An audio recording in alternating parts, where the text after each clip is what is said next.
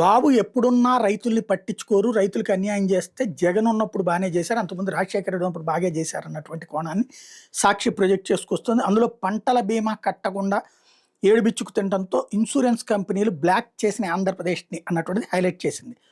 వైఎస్ఆర్‌సీపీ హయాంలో 5 ఏళ్ల పాటు పైసా కూడా భారం పడకుండా రైతులకు అండగా నిలిచిన ఉచిత పంటల బీమా పథకాన్ని చంద్రబాబు సర్కార్ అధికార పగ్గాలు చేపట్టగానే అటకెక్కించేసింది.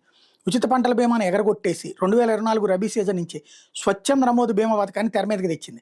రైతులను భాగస్వామ్యం చేయడం ద్వారా మెరుగైన రీతిలో పంటల బీమా అమలు కోసమే ఈ పథకాన్ని తెచ్చామంటూ నమ్మబలికింది. అయితే ప్రీమియం భారం భరించలేక 80% పైగా రైతన్నలు పంటల బీమాకు దూరం అయిపోయారు. రబీ 2024-25 సీజన్ నుంచి శ్రీకారం చుట్టిన స్వచ్ఛంద బీమా పథకంలో చేరేందుకు ప్రీమియం భారం కారణంగా రైతన్నలు ఆసక్తి చూపకపోవడంతో 48 లక్షల ఎకరాలకు గాను 9.92 లక్షల ఎకరాల్లో సాగైన పంటలకు మాత్రమే బీమా కవరేజ్ దక్కింది. 40 లక్షల మంది రైతులకు గాను 7.64 లక్షల మందికి మాత్రమే బీమా చేయించుకోగలిగారు.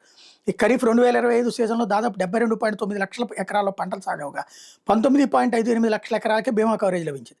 దాదాపు 50 లక్షల మంది రైతులు పంటలు సాగు చేయగా కేవలం 19.4 లక్షల మంది మాత్రమే పంటలకు బీమా ప్రీమియం చెల్లించగలిగారు. ఉచిత పంటల బీమాకు సంబంధించి ఖరీఫ్ 2024 సీజన్లో రైతుల వాటాతో కలిపి ప్రభుత్వం 834 కోట్లు బీమా కంపెనీలకు చెల్లించాల్సి ఉంది.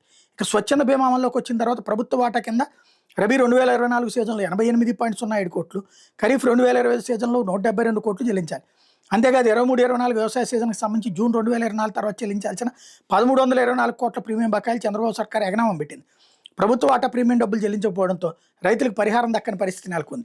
చంద్రబాబు ప్రభుత్వం గద్దెనెక్కింది మొదలు ప్రతి సీజన్లోనూ కరువు కాటకాలు, మద్దతు ధరలు లేకపోవడంతో రైతులు తీవ్రంగా నష్టపోయారు.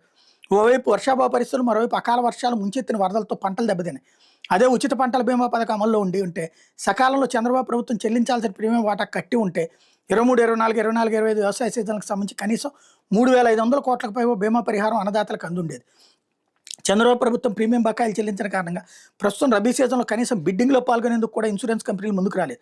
ఏపీలో తాము ఫసల్ బీమాలో చేరబోమని తెగేసి చెప్పాయి. ఒక విధంగా చెప్పాలంటే ఏపీని పూర్తిగా బ్లాక్ లిస్ట్లో పెట్టేశాయని పేర్కొంటున్నారు. జాతీయ స్థాయిలో ఫసల్ బీమా పరిధిలోకి వచ్చే రాష్ట్రాల జాబితా నుండి ఏపీని తొలగించాయి. దీంతో ప్రస్తుత రబీ సీజన్లో కనీసం పోర్టల్ కూడా తెరవలేదు. చంద్రబాబు సర్కార్ నిర్వాహకాల ఫలితంగా రుణాలు పొందని రైతులే కాదు, రుణాలు తీసుకునే వాళ్ళు కూడా పంటలకు ప్రీమియం చెల్లించేందుకు అవకాశం లేకపోయింది. దీంతో గడిచిన రబీ సీజన్లో తెరపైకి తెచ్చిన స్వచ్ఛంద నమోదు పంటల బీమా పథకం ఏడాది తిరగకుండా అటకెక్కినట్టయింది. దేశంలో ఎక్కడా లేని విధంగా రైతులను పంటల బీమా పరిధిలోకి రాకుండా చంద్రబాబు ప్రభుత్వం దగా చేసింది. కనీసం ఇన్పుట్ సబ్సిడీ అయినా సకాలంలో ఇచ్చిందంటే అది లేదు. 19 నెలల్లో కరువు బకాయిలతో సహా 1,100 కోట్లకు పైగా ఎగనామం పెట్టిందంటూ 14-19 అప్పుడు ఆయన దిగిపోయే టైంకి 6.2 లక్షల రైతులకి బీమా కేవలం 715 కోట్లు కడితే 19-20 మధ్యన 9.48 లక్షల మందికి రైతులకి 1,252 కోట్లు జగన్ వచ్చాక కట్టినట్టు, 2021లో 13 లక్షల రైతులకి 1,739, 21-22లో 15.61 లక్షల రైతులు 2,977, 22-23లో 10.26 లక్షల రైతులకి 1,117 కోట్ల రూపాయలు కట్టామన్నటువంటిది వైఎస్ఆర్ కాంగ్రెస్ పార్టీ పత్రిక అయినట్టు సాక్షి రాసుకొస్తుంది.